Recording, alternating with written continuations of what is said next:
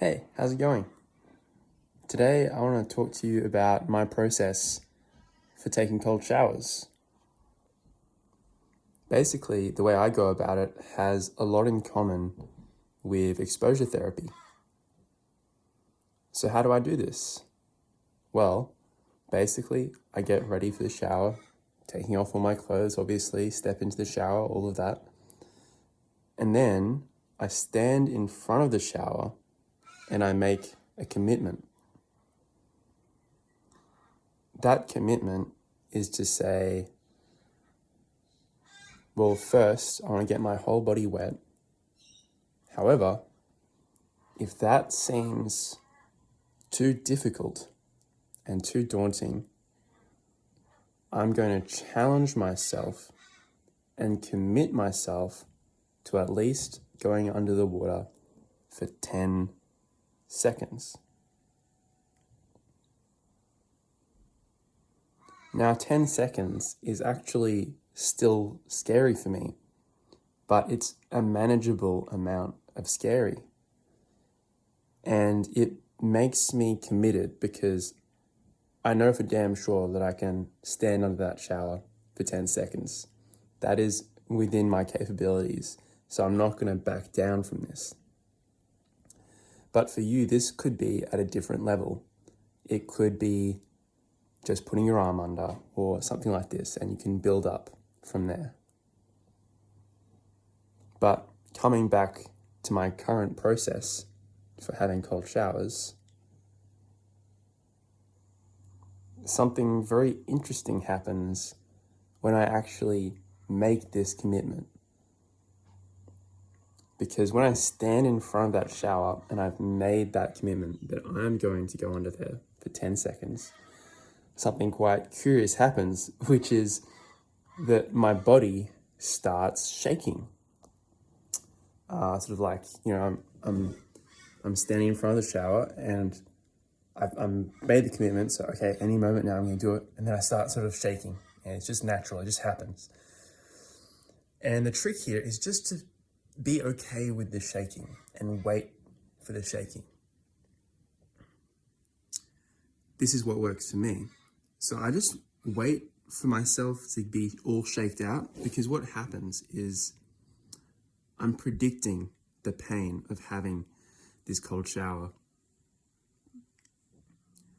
But I'm not actually in any pain. I'm just, for no reason, basically being in pain and terror and fear. And at some point, because I don't turn the shower on while I'm shaking, at some point, the shaking has to stop, because I'm not actually undergoing anything. So then my body's like, oh, okay, I guess I'm safe. And then once the body has stopped shaking, I find it's actually quite achievable to then, move my hand onto the tap and turn on the cold water. And I'll just go straight onto my chest. And for me, there is a moment when I first turn on that water where the fear spikes again. It's like as I touch the tap and it hits my body. But then I sort of, by the end of 10 seconds, which I've committed to do, I counted out 1 elephant, 2 elephant, 1 Mississippi, 2 Mississippi, whatever you like. By the end of that time, because I don't really move around, it's just jetting down onto my chest. By the end of that time, I'm quite comfortable with the water actually coming onto my chest. It's not really scary or painful or anything. But funny enough, I still am afraid of getting the rest of my body wet. So what I'll then do is I'll do the same thing. I'll say,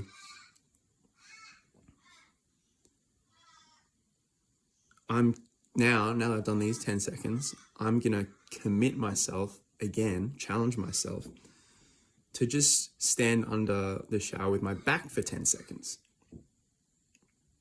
And then, again, I'm comfortable, right? Because I've just got the water coming on my chest and it feels fine. But the fear comes over again. I start trembling again. And then once that trembling is over, then I could go and do the back for 10 seconds. But I find at the moment that just trembling out the fear of just doing the back is enough where I feel comfortable just showering normally and getting my whole body wet. And yeah, so that's my process. And maybe I wonder if this could be helpful for you if you're interested in doing cold showers for yourself. I have 2 more tips for getting these cold showers, or maybe 3 more tips.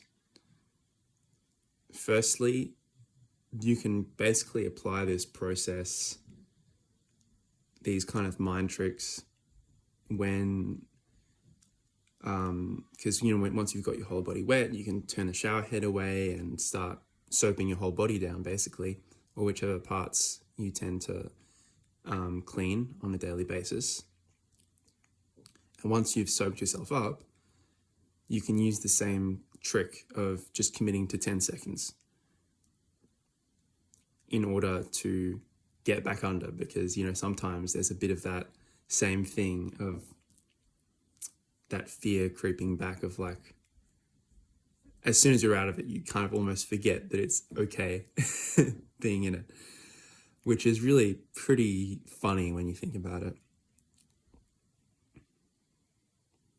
My other tip is at the beginning of my shower, even before I step in, I have a bit of a mantra that I might say, or not a mantra, but just like I say kind words to myself, like encouragement words, like, well done for showing up to this shower.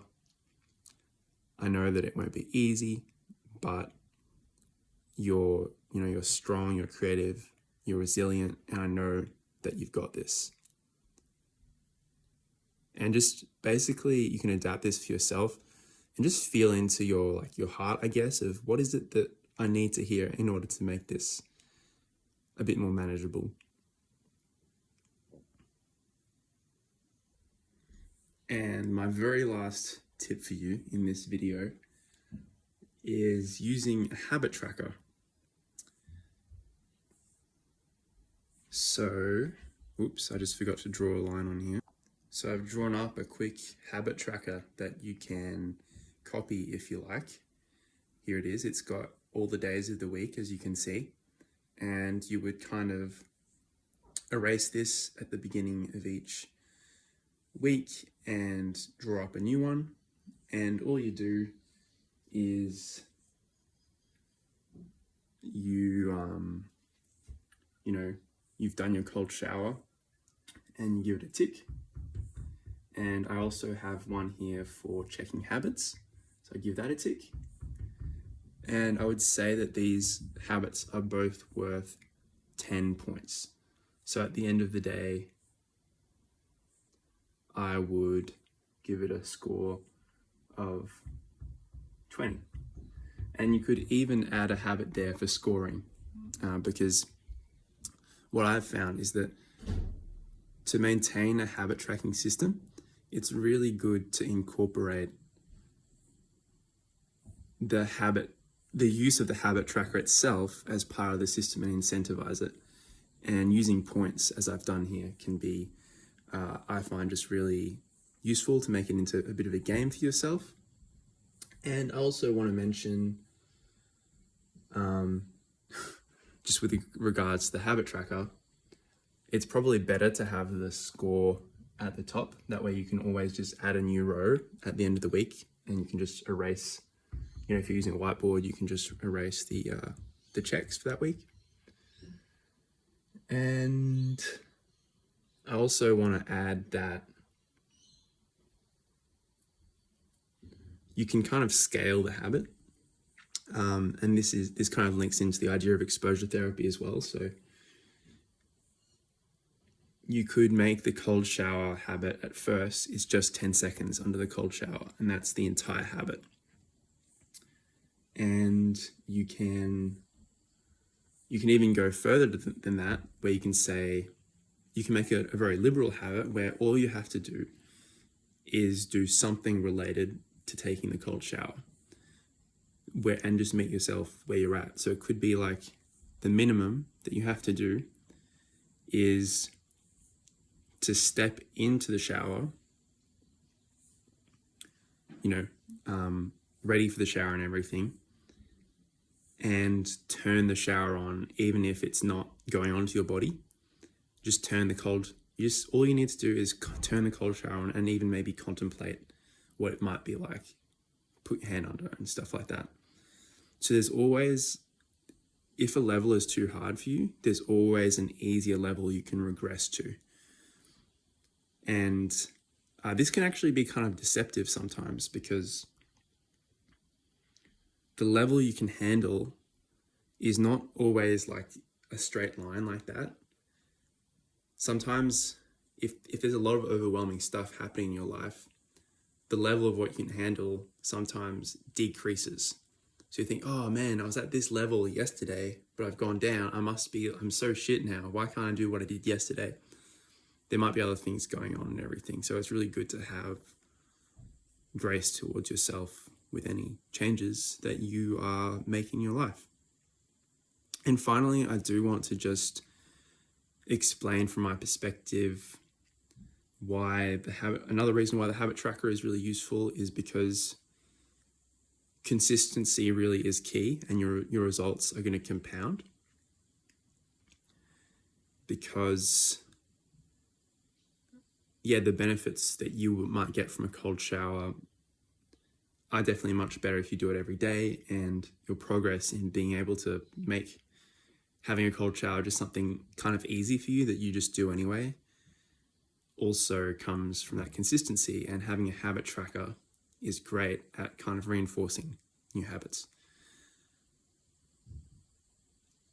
Finally, I do want to say, feel free to apply any of these principles to any other habits, not just cold showers, but I just find cold showers really poignant in the way that my body responds to that stimulus, as I described, the shaking and all of that.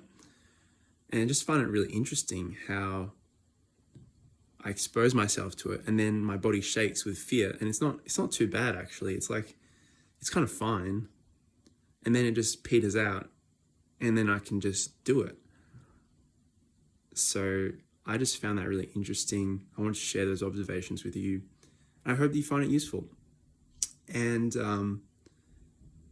feel free to comment your own experiences, thoughts, reflections with me and anyone else who stumbles across this video. So it's been really nice sharing this time with you, and take care of yourself, all right? Ta.